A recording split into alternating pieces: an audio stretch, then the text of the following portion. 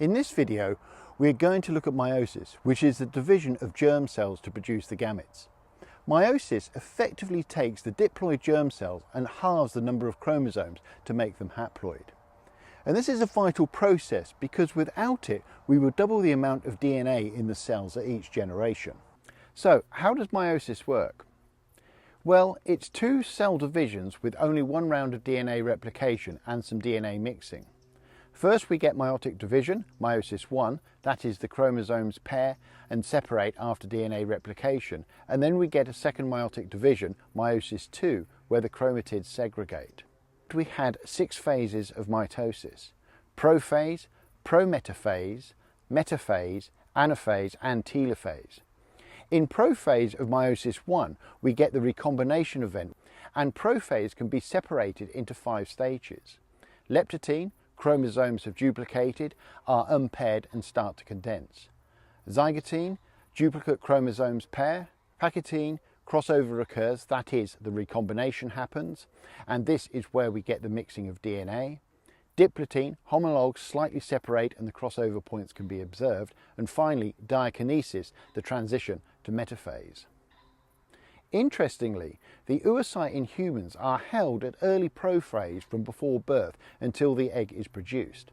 At birth, the ovaries contain around 700,000 oocytes, but by puberty they have been reduced to 400,000.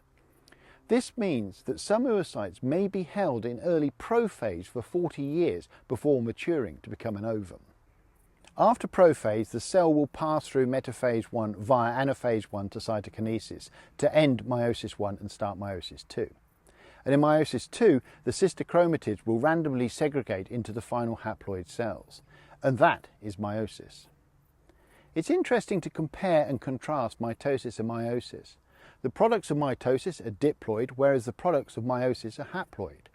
Mitosis produces genetically identical cells, and meiosis produces genetically different cells.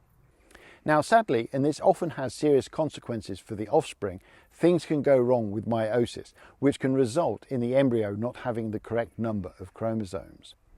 If things go right, then after fertilization we have a cell that is euploid, that is, it has the correct number of chromosomes. If things go wrong, then we can get an aneuploid cell.